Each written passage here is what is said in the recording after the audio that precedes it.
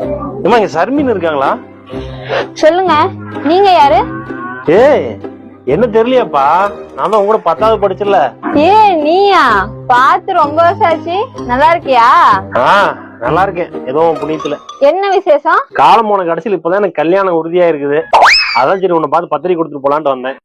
அப்படியாடா, ரொம்ப சந்தோஷம்டா. இரு நானே அடி வரேன். இந்த தண்ணியை குடி. பத்திரிக்கை கட்டாயம் வந்துடணும், சரியா? என்ன வேலை பாக்குற? நானா டிரைவரா இருக்கேன். டிரைவரா? என்ன டிரைவரான்னு ஒரு மாதிரி கேக்குற? பின்ன டிரைவர் வேலையெல்லாம் ஒரு வேலையா?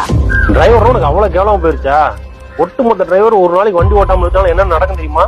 நீ 10 ரூபாய்க்கு வாங்குற தக்காளி 100 ரூபாய்க்கு விற்பானுங்க. நீ 200 ரூபாய்க்கு வாங்குற சமையல நீ 400 ரூபாய்க்கு விற்பானுங்க. நீ 50 ரூபாய்க்கு வாங்குற பால் பாக்கெட் 100 ரூபாய்க்கு விற்பானுங்க. ஏன்? கல்வி, மருத்துவம், விவசாயம், போக்குவரத்து மத்த எல்லாமே முடங்கி போயிடும். ஞாபகம் வச்சுக்கோ. ஒரு டிரைவர் வெயில் மழை குளிர் பார்க்காம நல்ல தூக்கம் தூங்காம வண்டி ஓட்டுறது யாருக்காக? அவன் குடும்பத்துக்காகவா? இல்ல, ஒட்டுமொத்த நாட்டுக்காகவும்.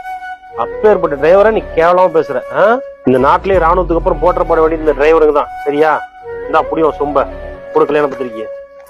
ஏன்டா பத்திரிக்கை பிடிங்கிட்டு போற?